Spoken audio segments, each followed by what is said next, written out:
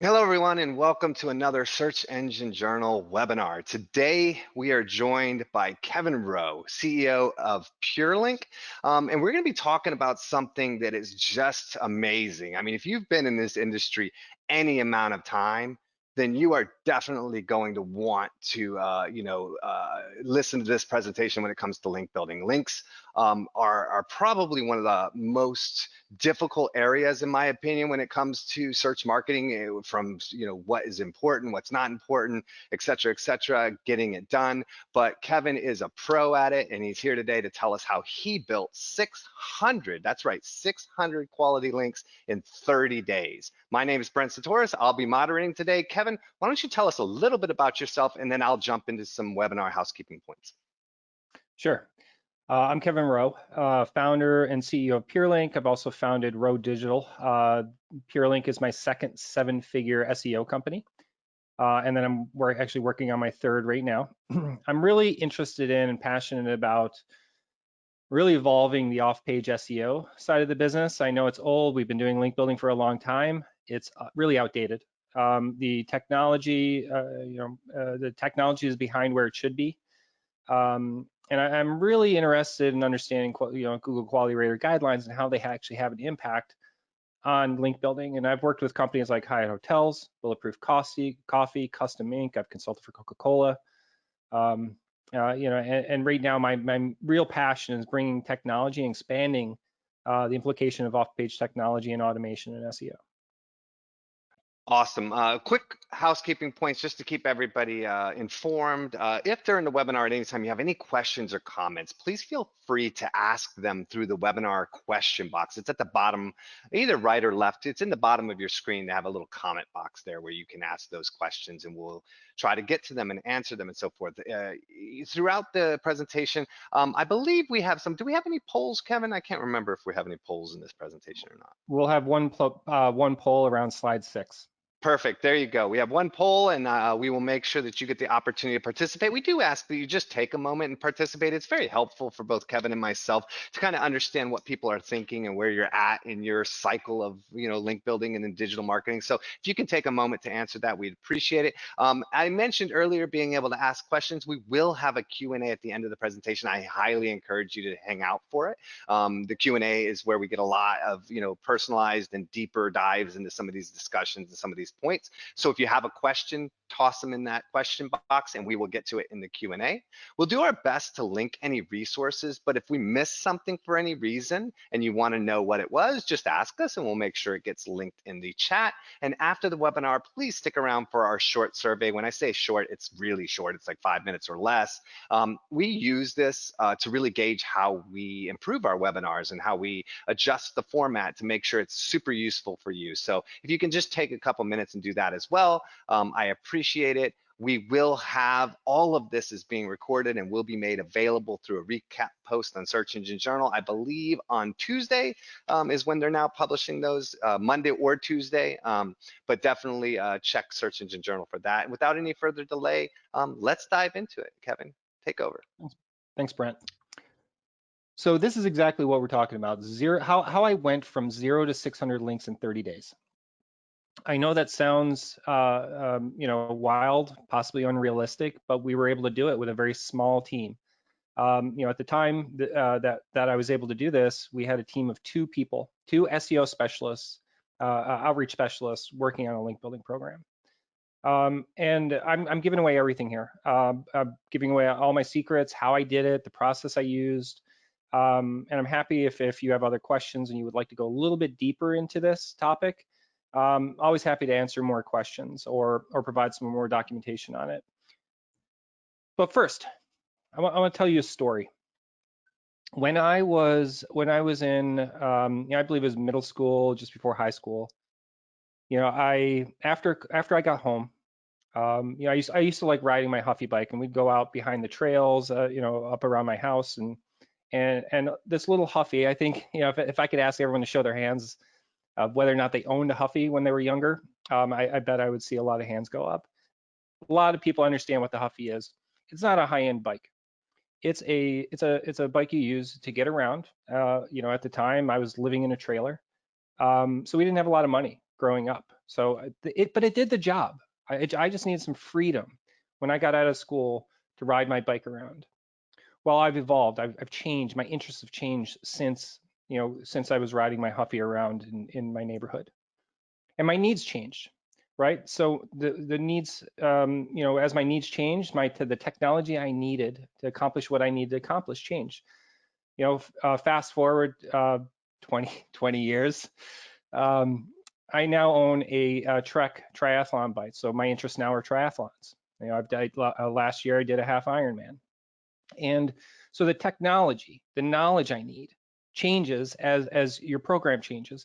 So getting to 600 links, you need different technology. You need different resources than you do when you're building 5 links. And that's the point of this story, right? You need the right type of technology to fit the needs of the program. And that's what I'm going to be, that's one of the big components of what I'm going to be talking about here. The resources you have, the resources you need to accomplish this 600 links in 1 month, and what the math, how the math works out. So you'll see there's a poll question in front of you. What are your business goals? Online product sales? Do you want to drive leads, build brand awareness, or all of the above?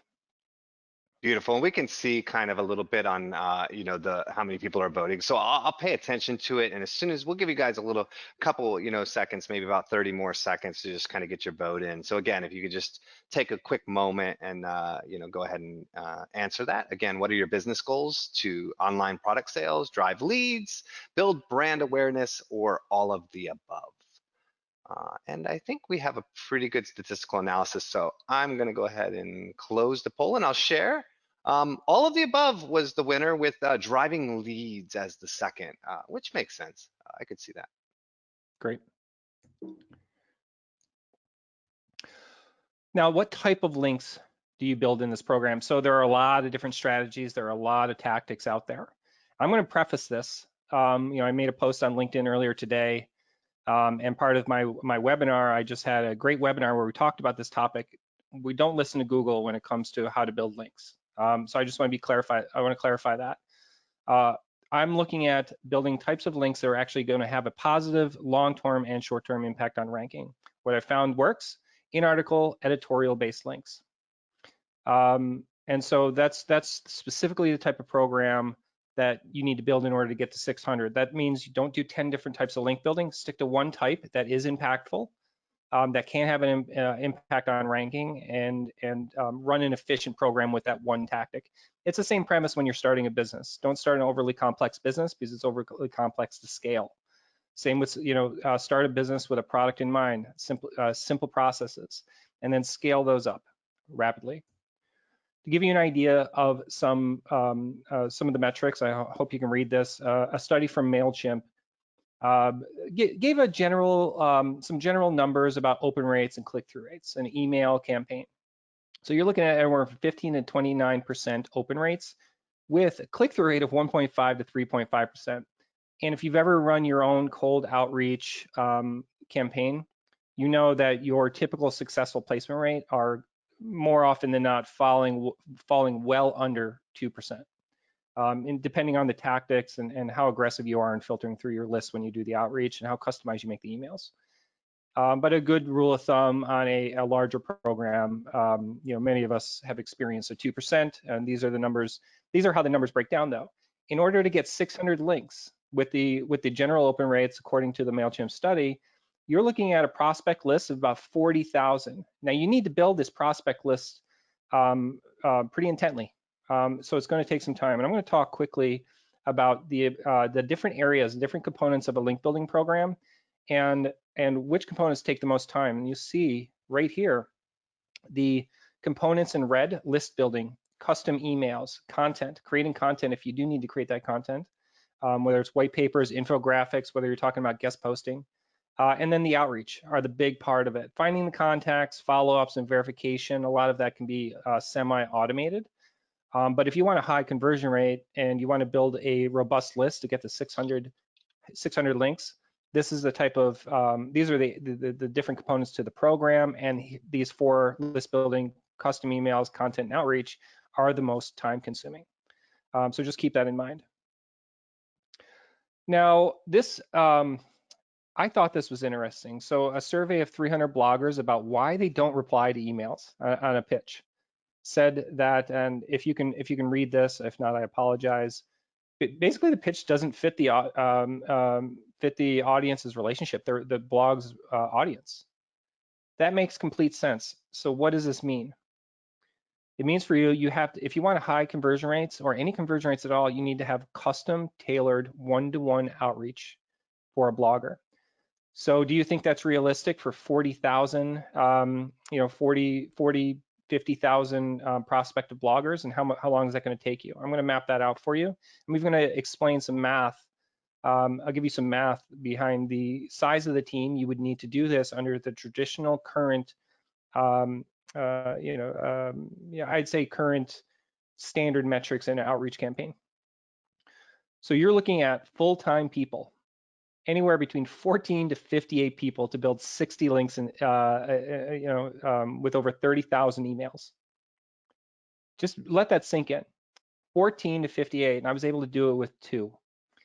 And that means you can see on the small end here, 5 minute per niche email up to 20 minutes per niche email. And you need to spend some time on your emails, crafting your emails in most cases.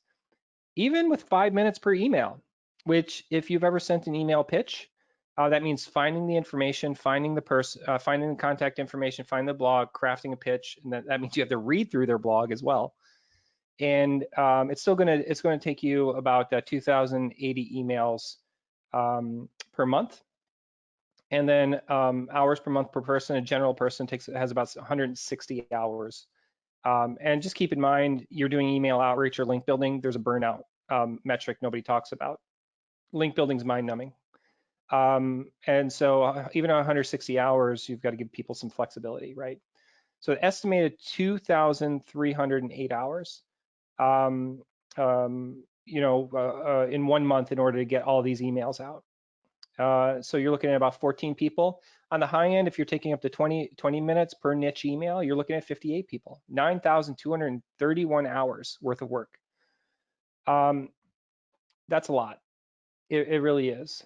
And I realized this getting into link building. I knew it wasn't easy, but I came up with a method that allowed us to scale, and it's not going to be what you think it is. So how do we do it?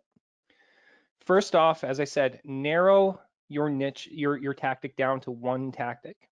And you want to get rid of as much resource heavy components of the program as possible. And that means content creation.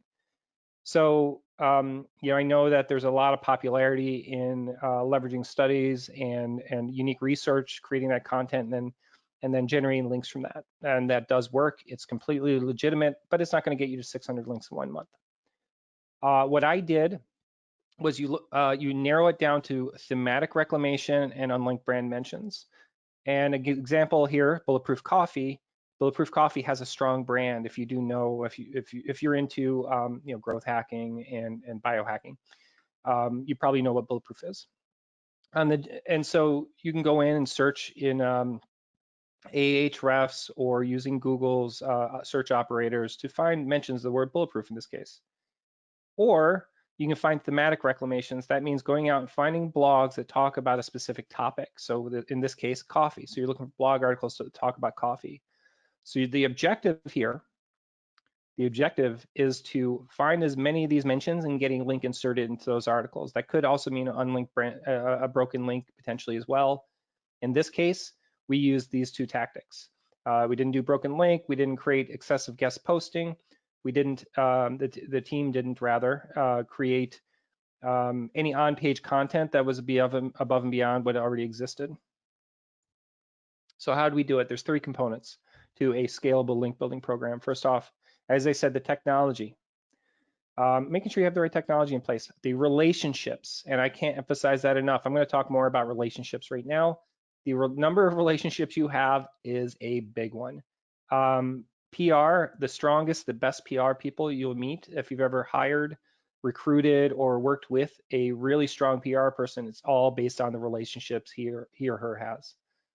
And then follow up by the process. I'm a very I have a very heavy-handed focus to process-driven approaches to link building. And I think any good link builder has a very strong process, and I'll talk about The processes I use, not to build the list, but to maintain. How do you actually physically do it when you're doing the outreach? So here's what you're targeting, and here's why you need these relationships. You need about a 90% response rate on your email outreach campaign in order to do this.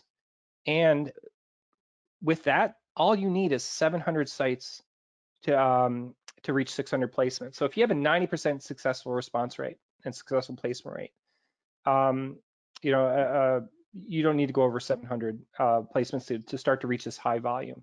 But it's not easy, and it's not as black and white as you would think. But I do want to go a little bit deeper into how to build these relationships and some of the tools that I've used. One of them is Muckrack. Muckrack is not what you would call a link building tool. It's a PR tool, meaning it's a great tool you can use to prospect and build relationships with authors, journalists, bloggers, um, anybody that fits into into the content creation area who is actively contributing to third-party blogs. What I like to do inside of the platform, I'm not going to talk about the platforms or how to build relationships, but I will say this: it took time. It took me over me and my team over 2 years to build the amount of relationships we needed to get to the successful 600 links in 1 month program. So it's all about the relationships you build up and how you maintain those relationships. Um, and there are other tools out there that are a little bit more SEO-y, I guess you would call them, or linky, right? They're link building tools. One is Pitchbox. I think that's a more popular one that we've used as well. Again, it's not great for storing contacts, but prospecting, identifying, outreaching, and semi-automating that outreach is actually going to be pretty important. During this step in the process, when you're building your relationships, expect that 2% response rate. But you can just stay consistent, doing it over time, every month. Um, and those relationships will pay off dividends in the end. But again, don't go into this with the expectations that you need something out of it. Go into it with the idea that you need to help people. So Pitchbox is another tool that I've used when you're doing cold outreach. You need to prospect new sites. Here's the overall process though. So first, there's two components: building your list and then maintaining your list. So you can see at the top, there's developing that list of authors and publishers. Then you have to craft a value proposition. One of the value propositions for us, for example, when we initially started doing this, we would actually run free monthly crawls of these blogger sites. So keep in mind, a lot of bloggers aren't tech savvy. They might not be strong SEOs, so they don't understand how to do crawls of the website, how to identify broken links, how to identify when an article goes down. They're bloggers, they're writers, they're not technical people, in many cases. Not all, of course. So developing out those value propositions are extremely important. And again, that was just one aspect of value proposition. Some things I'll explain this one good story. How I met Search Engine Journal. I met the executive editor at the time, 5 years ago now, at an event, and we just stayed in contact. And at some point, that she at the time liked my writing enough to allow me to be a guest poster. Again, you're not gonna. I'm not suggesting that I use that for this service or anything like that. It's completely separate from what we do with PureLink. But the general idea applies is that you build relationships and that you sometimes conversations, meeting with people so that they know who you are. People are more likely to reply to you if they know who you are. And they know that you're not just going to spam them every chance you get. So legitimate relationships with people is really important. Then you want to develop a pitch, outreach, and then log them in your system. That's your process. You're going to go through this cycle over and over and over again. Just keep doing it every month. You should dedicate, if you're an SEO, or if you're e-commerce and you're an e-commerce manager or you're a content marketer, keep this as part of your normal cycle. And then after a year, you can have a list of hundreds of publishers who would be willing to share your content, link back to your content even, or potentially even, as long as you have that value. So this is how you're going to get those response rates. Build and maintain that list. And the maintenance of the list is not an easy process. I have a whole team dedicated to it. But it's pretty simple. The process for maintaining a list is the same. As you add people to the list, as you add either authors, vendors, not to the point where you shouldn't be reaching out to them every month, but if you have something of value to them, let's say you found a bunch of broken links on their site they need to fix, um, something that provides value. Maybe you saw that there was something they did on social. This is actually a really good one. If you see them posting on social, um, and maybe they're talking about a specific topic. I mean, I did this with I've done this with blogs personally on my own with my own personal um, relationships with authors. I'll look on Twitter, I'll engage with people on Twitter. If I see an editor or somebody talking about a topic that they're passionate about, I'll engage in that. I'll engage in that conversation so that they still remember who I am. And if I have an additional piece of data that might be of value to them, I'll post it. I try not to post anything that's from my personal if it doesn't make sense. My personal blog, with third-party resources or things that I like that I'm interested in that they might be interested in that provides value. You can do that. Social check-ins, sometimes emails, meeting people at events. All of this is part of the maintenance. Don't ignore that. It's really important if you want people to reply. So let's say now that you have the relationships, again, there's a lot of content out there about how to do outreach. So I'm not going to go deep into the cold outreach process. I think that's an entire webinar itself. But I do want to move on to the types of technology you need to store these relationships. So you could, what you're looking at here is BuzzStream. It's a technology we used initially when I was building out the program because it could store a list of all the domains, the contact information. It does have some limitations on the email outreach. It does have some prospecting applications as well. What I like about BuzzStream is it gives you a place to store your contacts. You can get domain authority integrated into it, other metrics, custom categories, and then you can filter through them based on the needs that you have at the time or the angle that you're taking. Um, so then you can outreach to them. That is a major time saver. You can also use Google Sheets. I got to the point where we built a list. We're up to 50,000 independent authors, publishers, influencers. We've gotten to the point now where we had to build our own technology. I even built a search engine to help us navigate these sheer volume of content. We actually took all these sites and these relationships and indexed them so that now we can search the sites more quickly across multiple domains. Now, that's a really that's really advanced. But right now, if you're most companies, if you're doing link building in house or maybe you're an agency, there's a good chance that if you're on this call, you may be an agency as well, or work for an agency rather. Um, third-party tools like this allow you to maintain that big relationships, that relationship list. But if you're only doing 700 or 1,000, you can use a tool like this. Once you get up past a few thousand relationships, it becomes a little bit harder to manage spreadsheets and custom and existing tools, off-the-shelf tools. Have a tendency to have some limitations. And one of the big limitations are being able to, one, there's no search engine in here, so you can't search through the sites to find content. You have to actually go in here, find a site, and then go to Google and use their modifier, or one of my favorite tools is Ahrefs, and I'll talk about that briefly as well. So the process, now that you'll have a tool, right? You'll have a tool to store these relationships, to store these lists of sites and to manage your outreach process for existing. Again, Pitchbox doesn't store relationships. It allows you to prospect new ones. Tools like BuzzStream allow you to store and recover those relationships, the contact information for those relationships, and maintain notes next to the people. But the process is really a big component to this. I used, when I was starting my second company, I really took this EOS, this ecosystem, entrepreneurial operating system. It's called the EOS model. I don't think there's a lot of things with the EOS model that's overly simplified, and I don't really like from a entrepreneurial starting a business perspective. But there's many things they get right. And one of the things I like is a 3-step process documenter. The concept is simple enough. You identify the process you want, you document the heck out of it, and then you package it, you brand it. So we have a process internally as an example called link mining. Everybody knows what the process of link mining is. Everyone knows what the steps are, when the deadlines are, the start date and the end date.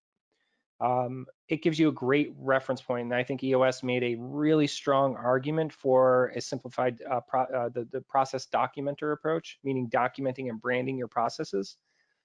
Because and their big argument is it's easy to understand, it's easy to remember, and it's easier to have a conversation about. And nobody can say to you that they did not know the process, because it is very clear what it is and where to find it as well, and where it's logged. So I like this general process, but again, you need to go a layer deeper. Process mapping for me is something that's a general approach and how I like to document the processes. But how do you document? How do you build a process? I have fallen in love with a tool called Lucid Charts for this. There's a lot of other process mapping technology out there and software. It's nothing new. When it comes to process mapping, I like to map processes to the point where we're going to take those processes and you can almost apply them to a software. You build a technology around those processes. But even when you're dealing with people, Lucid Charts, it doesn't have to be as in depth as that. It doesn't have to be as mapped out as you're building a technology. But Lucid Charts does allow you to build out the human processes pretty nicely. And I'll give you an example of what I've built. This is identical to the process I've built for the link mining. And I think that it might look scary at first. It might look monotonous. Even if you have some employees or if you work for somebody, if you're looking at this, you're like, why would I follow so many steps in this process? It's not as robust as you would think, but it's very clear. And so what I like to do when I'm mapping my processes, and what I would recommend you do as well, if you get this deep into it, really map out the different steps, the different decisions and decision points in the process as well. This is going to allow you to onboard junior level people to do it, and that's really important, because there is a lot of work to be done. And so if you can map out the process very clearly and then hand it off to a junior level person, where you're going to be able to reduce the amount of mistakes and then improve the quality of the output of that junior person. And so in the blue area, you see that's just the core process.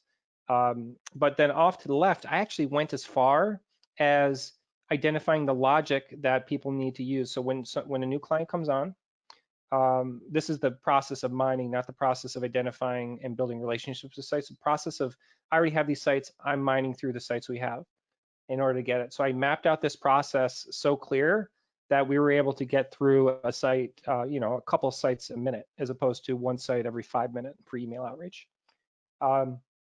And so I've developed what's called mining logic in this example. And so there's different points where you got to select which type of logic you need to actually leverage.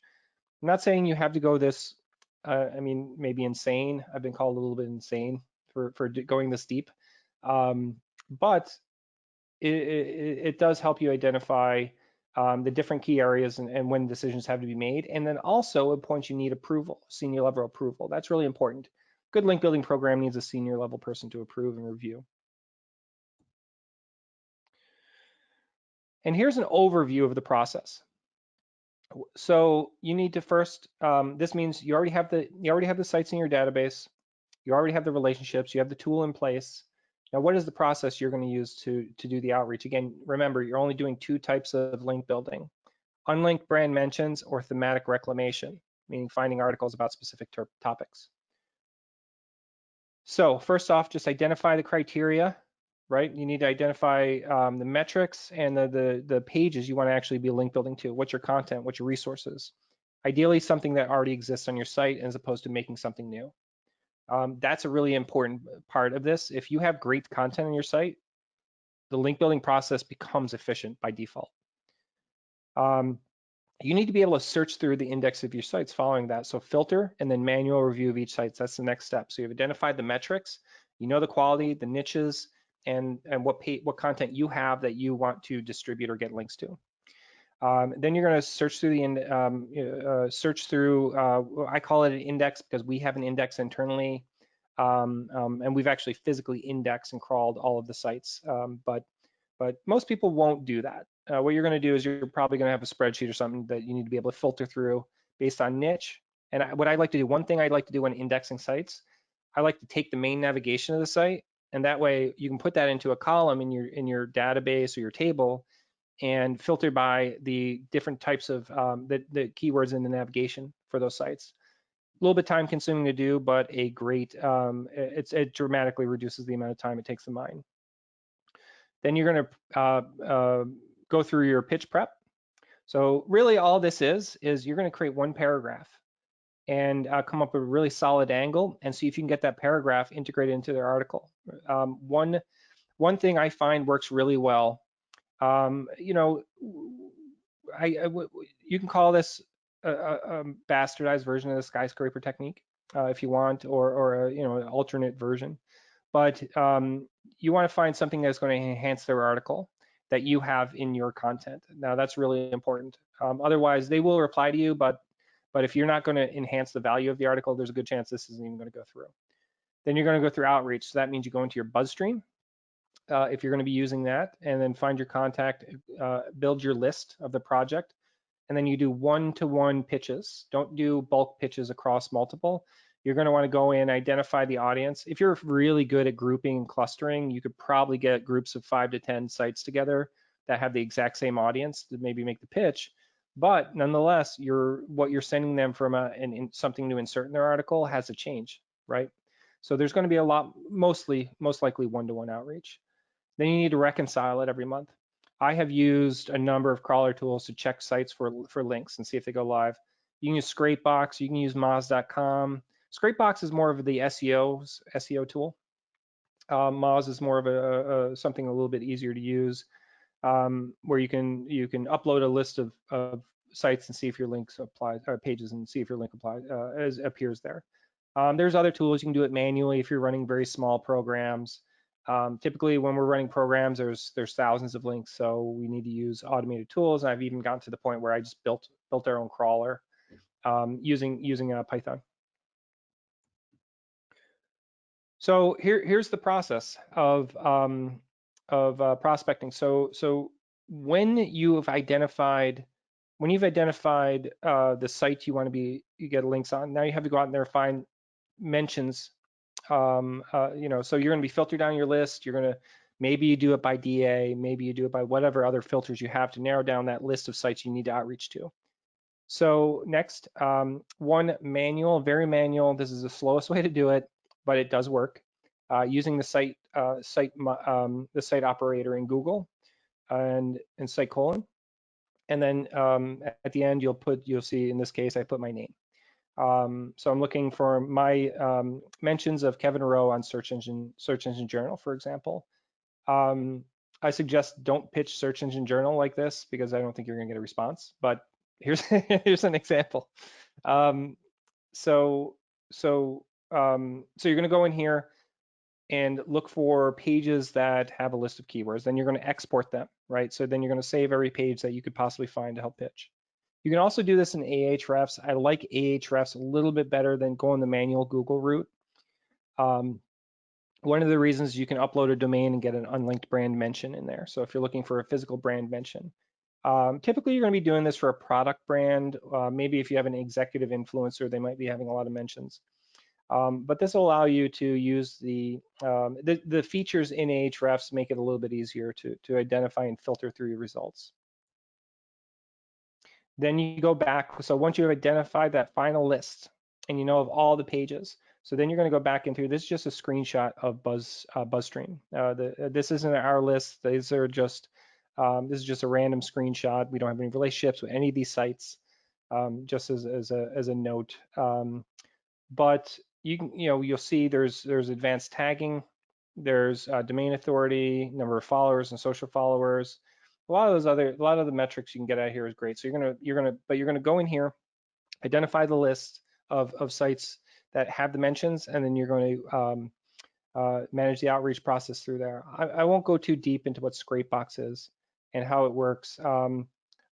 Typically, if you're running a very small program, a manual review is fine.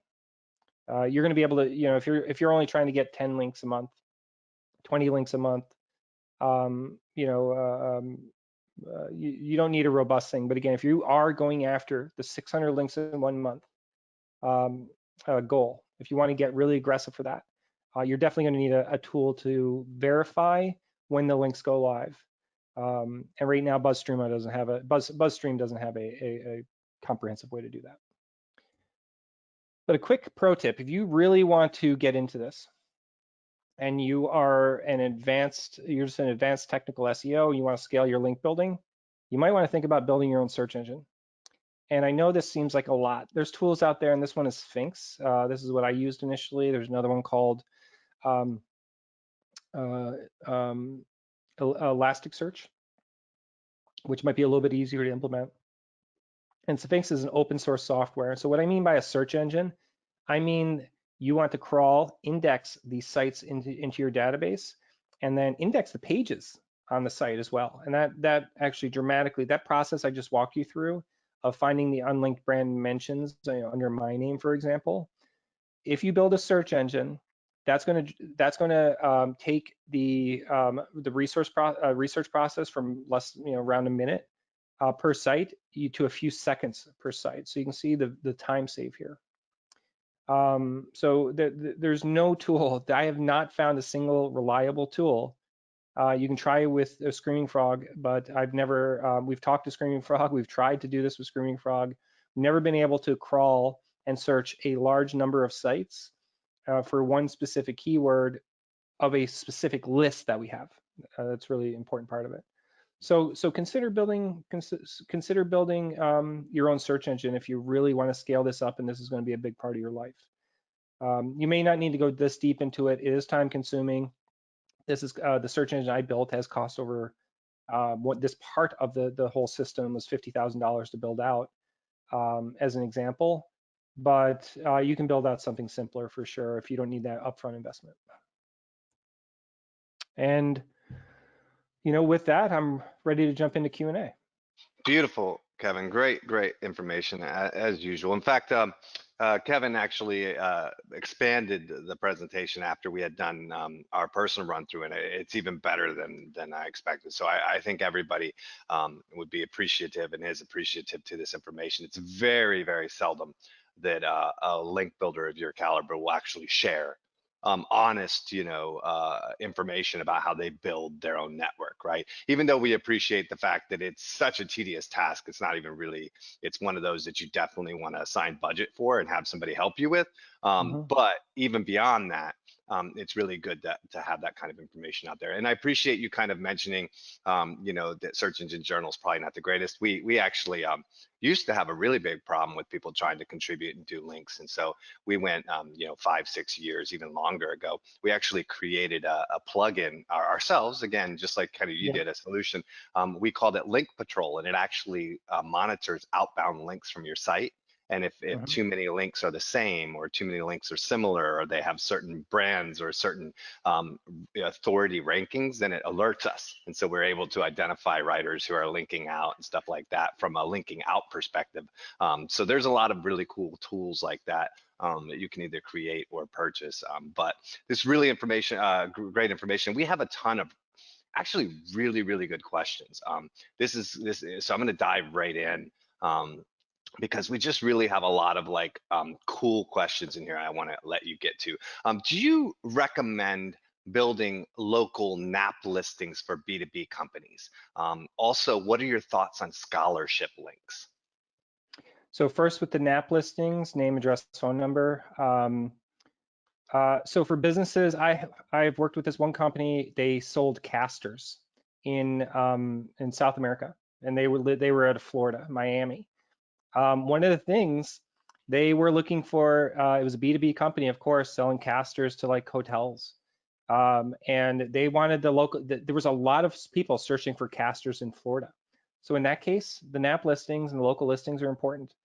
And especially if you're inside of a market where there's a lot of people searching for that product, casters, for example, and you're in Miami and you're searching for casters, that's going to give you an edge. So in that respect, yes, from a passing authority and ranking perspective, no. But if you want to get into the local listings in your area, that's one really important part.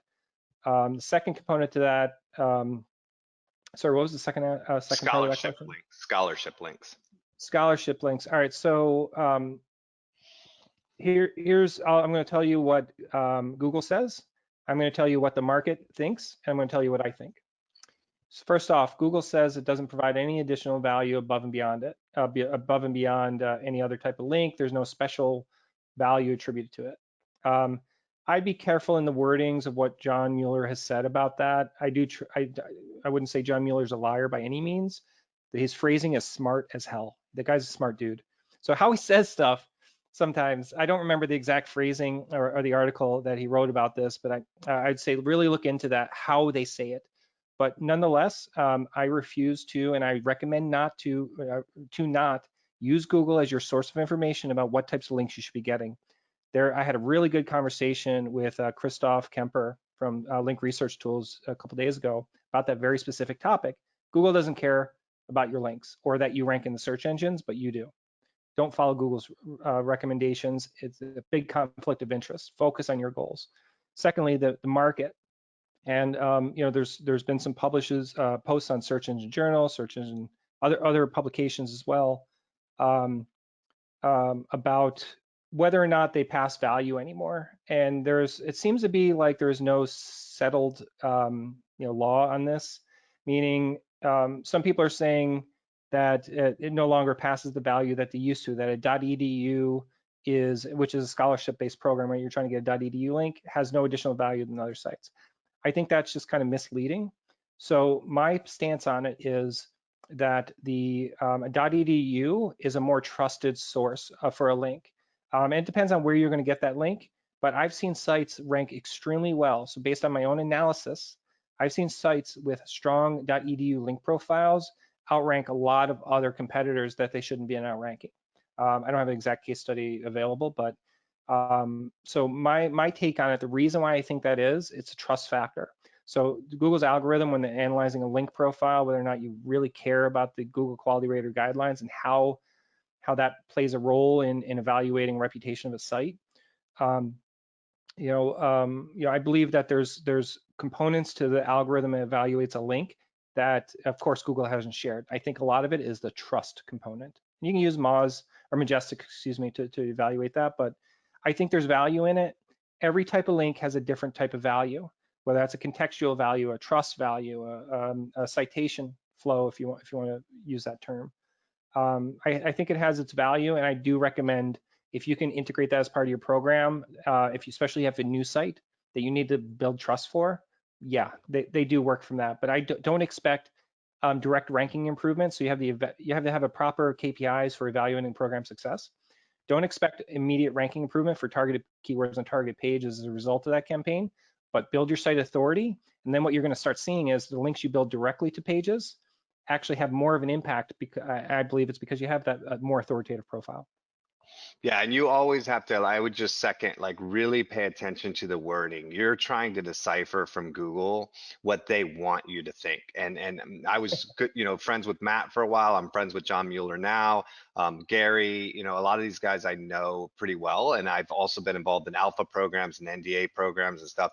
I will tell you, it's a great example is cloaking and user, what's the word I'm looking for? Like, showing people what they need based on their geographic target or their interests or things like that. Like, customizing your site versus cloaking was an interesting play on words back in the day too, that caused a lot of headaches for people. So definitely pay attention to that. One of the questions that's kind of reiterated a little bit through here is in two parts. One, volume of links, right? So we have somebody saying they talked to John Mueller in a webmaster trends, kind of conversation, and they were talking about building 200 to 300 links. And John said, well, that seems pretty spammy.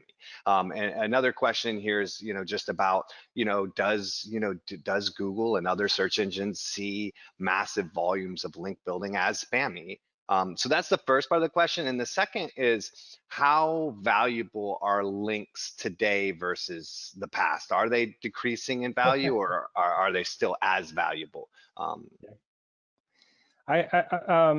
So the value question versus in the first part of it was the first question was Volume. the volume or acceleration rate. Some people, Sure. a rate of acceleration or something like that. So, and then the word spammy. So the question itself, first off, I don't care about the word spammy anymore. I think it's archaic, just like the word black and white hat SEO. I think it's doesn't mean anything to me. Um, Spam is we know when there's spam things, but we're talking about building links to rank in Google. And you might want to call it spamming Google if you want, but it's not. It's building your site authority so they can improve ranking. I don't like the word spam when it comes to Google. Email marketing is a different story when you're being harassy or a problem. But I don't really care what Google defines as spammy. It's because their intent. They make their money off of the search results they want to rank. They have a theory about it. And as far as I'm concerned, I'm not building links for Google. I'm building links for our clients or myself. So, but I will say this, and here's the question you should be asking yourself: at what point am I, if I'm building links per month, at what point is this going to be seen algorithmically by Google as violating the link scheme guidelines? At which point will that cause a manual action, devaluing the links? Right now, since 2016, devaluing is more likely to happen than a penalty. Um, and so that's really what you're thinking. So think about this critically.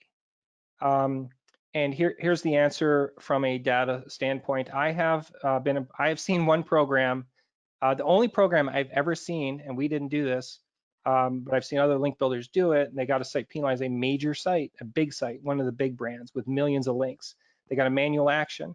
What happened was they were building exact match anchor text, and they were building it across hundreds and hundreds of pages. They even analyzed the link profile of the sites, of the other sites ranking, and wanted to mirror that. And a lot of it was exact match. I think in that case it was a little weird, but um, don't do that. That's gonna trigger the algorithm. Just keep in mind though, when it comes to algorithmically, I think how Google interprets the link profile is built naturally, quote unquote, versus not is the anchor text profile of it, how you evaluate the site. You can get, if you Google, um, um, what is it, mortgage calculator, and you look at the link profile, so you can go to Moz if you'd like and look at do a SERP analysis, and you're going to see the link profiles of links pointing exactly to that page. Some of the top ranking pages have hundreds of links, and I think a couple of them might even have 1,000 links pointing, unique referring domains pointing to that exact page. So to me, John Mueller saying that, respectively, him saying that 600, 300 links sound spammy, it sounds like what he just did to SEMrush. He caused SEMrush, his comments in Twitter against what the SEMrush's program caused it to get shut down by making a general vague statement about what works and what doesn't work. To me, I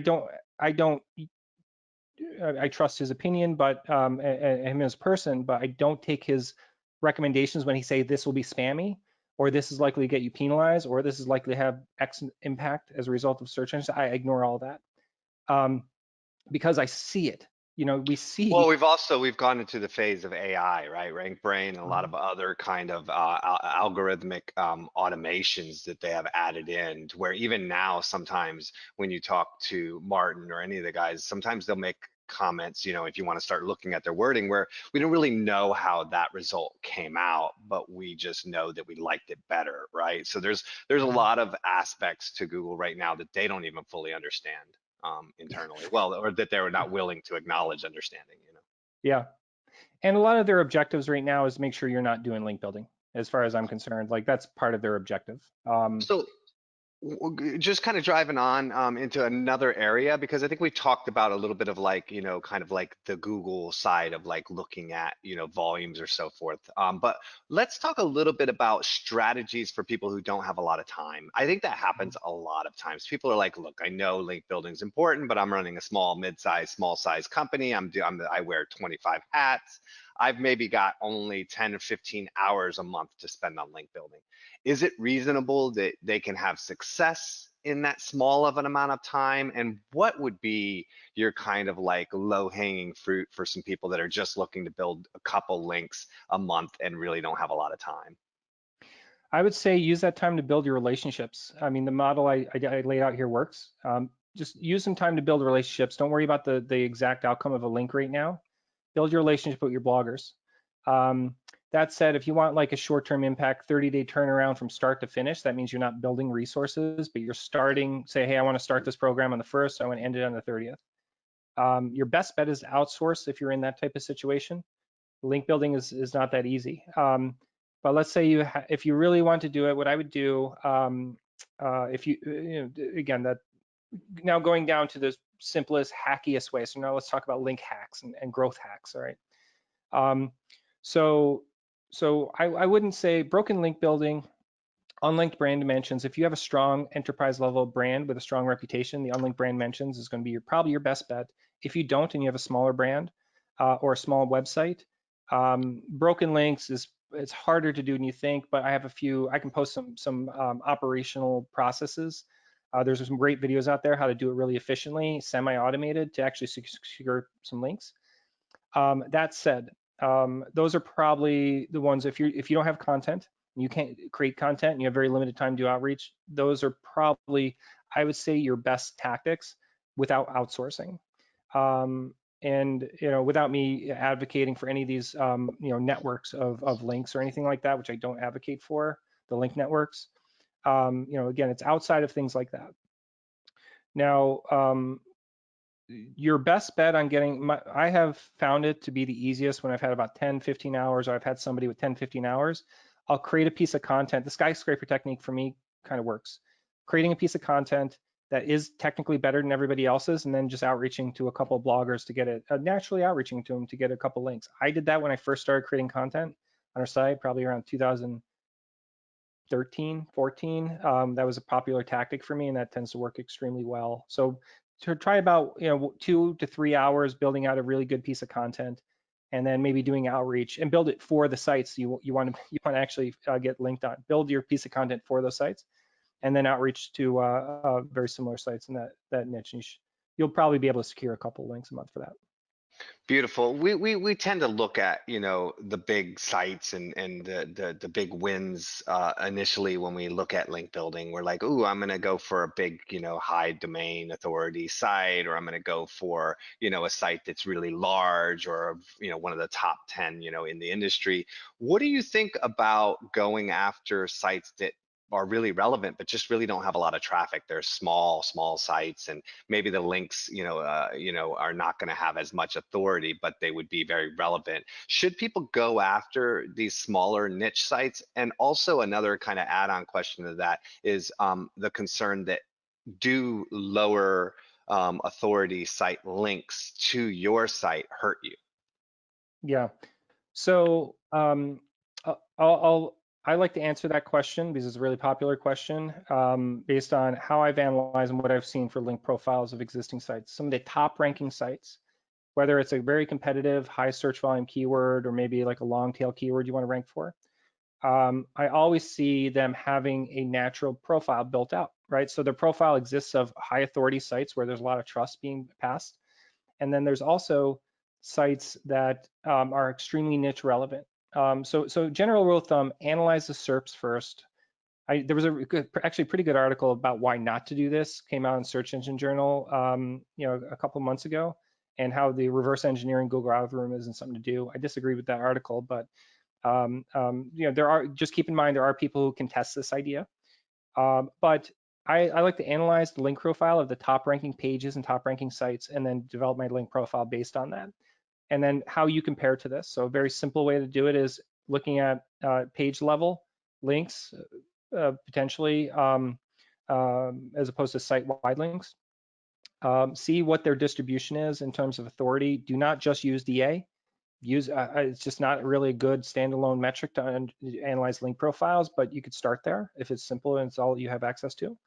Look at the distribution of authority of the sites linking to the page or the site, and then build your model based on that. So if you already have a site that has high authority links, well then let's go after niche relevancy there. If you have a site that's brand new, you're going to need a mixture of both. I brought this new app. Some friends out of Israel had we were launching a company in the US. It was a new app, and we went from 0 to I think we got up to like a domain authority of 30 inside of like 3-4 months.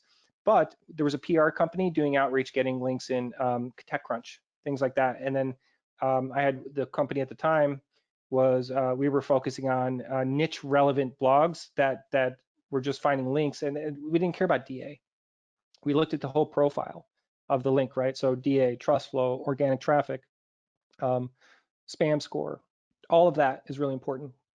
So keep in mind that there's a problem with the question that's being asked here. Not that there's a problem with you, but the question should be, what should my link profile look like compared to the top ranking sites in the search engines? Again, some people disagree with the reverse engineering of Google's algorithm, but that's how we take it. And I'm consistently, this is how we do it, but I'm consistently seeing as the algorithm updates happens, all the clients we're working with um, are improving in ranking. So to me, that indicates there's something to that. I have a couple questions here that kind of allude to the type of content, and there's two parts to it. One, it says when you're reaching out to somebody and you're going to try to, claim, reclaim that link or claim that link for yourself. Have you had success with specific types of content over others, like trending topics, evergreen, older blog posts, newer posts versus older blog posts, et cetera, et cetera? And then also, do you have any idea on what types of assets work best, like infographics, research articles, tools, et cetera, et cetera? Yeah, so when you have the relationships, it makes it a lot easier. As long as the asset is relevant to the blogger you're building relationships with, usually data, a unique viewpoint, or infographics are just another way to convey a unique viewpoint or unique data. That's all it is. Um, so my recommendation is I want the written content to have some written HTML content right in there to get links to. I think that provides more value than say an infographic that you can only point it to the infographic page. That said, it's really about the content you have, not about like the type of asset, like if a video versus a video versus an infographic versus written content. If you're good at visually structuring content, you can get your point across real quick. The best thing I've seen, the best link profiles I've seen, and the strongest, and that means you're doing natural outreach, never paid for a link, you are doing it without any relationships, if we're going down that path, is anything that has unique data. I'd recommend actually running surveys. There's a lot of cheap survey tools out there you can use to run small online focus groups or run small surveys pretty cheaply, like $75 a survey. Across hundreds of people, up to 250 recipients, I think was the one I was looking at today for a test we're running. You can do those surveys. I'd recommend anything that requires unique data. And then, yeah, you want like a very clear layout. If it's written content, long form written content, don't bury that. Put it right up front on the page. If that does answer your question. Beautiful. One last one, and I just want to reiterate for everyone. We had like 100 questions in here, and unfortunately, we're not going to be able to get them to them all. But if you notice on your screen right now, you can see Kevin's, Twitter sign. You can see his website. Obviously, he's the CEO and owner of that company. So um, by all means, like reach out to him if you have these questions, follow up with him. We'll send these questions over to him and see if he has some time before we do the article to maybe answer a couple more.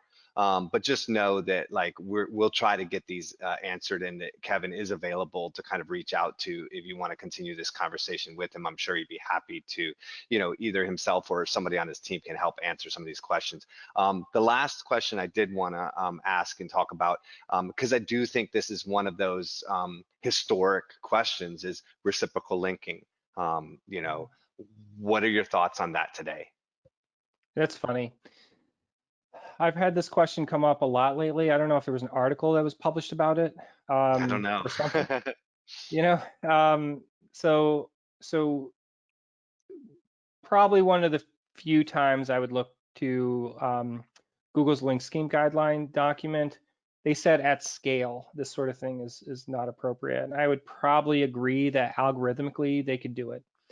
Google, excuse me, algorithmically Google can pick up on whether or not you're exchanging links at scale. You will never be able to scale out that solution, meaning you're getting thousands of links or hundreds of links based on reciprocity. There's a good chance you're not going to be able to do that at scale anymore. So a couple of links here and there, I think, are fine, but don't depend on it, and don't start to build this massive scaled out link program trying to get 600 reciprocity links. Algorithmically, Google can identify it, and I believe what they'll, and that's what it comes down to. Not that I'm following, not that I completely want to interpret Google's link scheme guidelines strictly. But what I do think, and what is a good indicator of what is possible from those link scheme guidelines, is how Google algorithmically understands this type of tactic, and they can pick up on it pretty quickly. They know they have a massive index. They know when one site links to you and you link back to them. And I think that they could probably pretty easily, and I bet even rank brain through this reverse engineering they do, or this mathematical prediction model they have, could probably identify that as well. So I think that is probably one of the worst tactics to scale. An okay tactic if you have like a couple links, maybe you want to get a couple links a quarter or something like And that. the problem with Google's change is that they don't even really tell you. That's the whole thing without getting rid of penalties, is that they just devalue it. So you go along building, building, building, and they just never end up working for you. And you end up wasting a lot of time and money and energy for nothing. So you definitely have to be careful, just in not tripping, any kind of view like that, because what it ends up happening is it's not one site that gets kind of like hurt. They just devalue the whole network. And then, everything you had linking, it can become problematic in that. Yeah, I haven't seen people do a lot of link farms in at least 6, 7, 8 years. It's been a A long while time. since. It's been a while. We're out of time. Kevin, thank you so much for taking the time. Again, I really appreciate it. I think it's really honest. It's really good information. I've been in the industry long enough as well. This is really great information, and it's a great presentation, and it's a great expert that we were lucky enough to have here today. So, for myself and for everybody who's listening, thank you very much. For everybody who attended, thank you for your time, and we hope to see you again.